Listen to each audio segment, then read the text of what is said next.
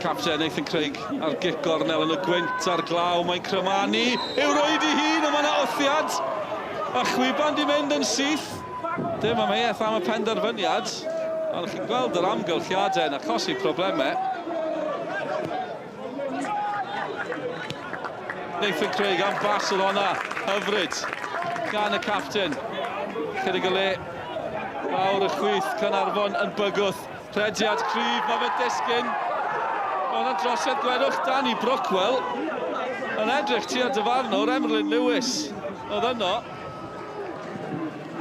Dylan Rhys i Met Caerdydd, Elliot Evans yn rheoli yn hyfryd. Mae fe'n gallu newid gêm mewn eiliad. Elliot Evans ar ei droed dde! Oedd hi ddim yn bell chwaith. Tair gol tymor yma. Ac eiliad hyfryd gan Elliot Evans. Crowther am bas oedd honna.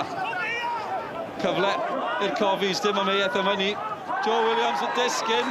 Mae fe wedi ennill gic o'r smotin. Oedd dim llawer ynddi, ond mi oedd na gyfforddiad, mi oedd na wthiad. Lawr o Williams, cyfle i Caernarfon. Am gyfle, reit ar ddiwedd, rhan yr cynta. Nathan Craig! Dim amheuaeth o gwbl. Y capten yn taro. Yr un sy'n ysbrydoli yn camu fyny. Neil. Edrych am Snaith, mae'n disgyn i Spencer. Dan Spencer i Met Caerdydd. Oedd hi'n agos. Oedd hi'n agos. Mae Dan Spencer yn gwybod hynny. Caernarfon yn bygwth eto Nathan Craig. Mae'n uchel. Ond ble mae'n disgyn. Crowther. Ergyd o bellter dros y bar mae'n mynd. Y ffordd ar yn y bryd, Gareth Evans yn agos.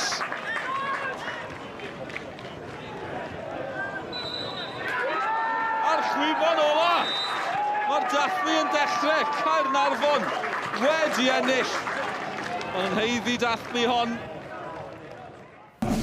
I'm buzzing. I think I'm still on cloud nine, to be fair, but it's a tough place to come. It's a very tough place to come, and I think when I said to my lads this morning, we need to play with bravery, boldness. I think we had that in abundance, and when play was breaking down for them, we were very brave on the ball as well. And you know, we've got good players. We've got good players that can hurt teams, and I'm just absolutely made up. I'm absolutely made up. It's a big 3 points. Not many teams are going to come here.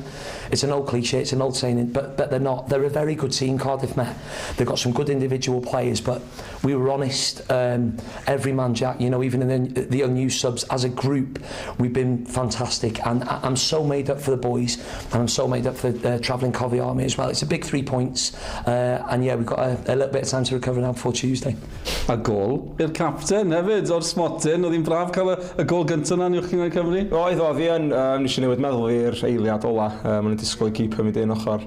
Nath o symud i chwith, oedd hi'n newid meddwl o, felly na, jyst pigo ar gornel a wedyn dim hope for the best, ond jyst gobeithio mae'n mynd i fewn. Ond na, oedd y wyn heddiw i'r holl cefnogwyr sydd wedi trefydd o lawr, rei wedi dod lawr nos Iau yn y clwad, rei di Gwener, wedyn rei di aros os o'n neithiwr, rei di cychwyn 7 o'clock bore yma, felly na, mae'r ogau gyn dedig i wyn yna i'r supporters i gyd nath dod lawr. It's about managing expectation. When you start the season off as the way we have 2 wins, all of a sudden there's an expectation, and myself and the players and the coaching staff, we have to manage that expectation. The moment somebody thinks that we're further advanced than we are or better than we are, then you get brought back to us with a bang, and that certainly happened today. But credit to Caernarfon. I thought they were excellent in what they did. They were able to enforce their game plan on the game, and we were able to do that. And it's something that, as I said, we'd worked on. It didn't happen. There's a few heads down in the dressing room, but we're back to work on Wednesday for training, and we go again ahead of our game against Caernarfon next week.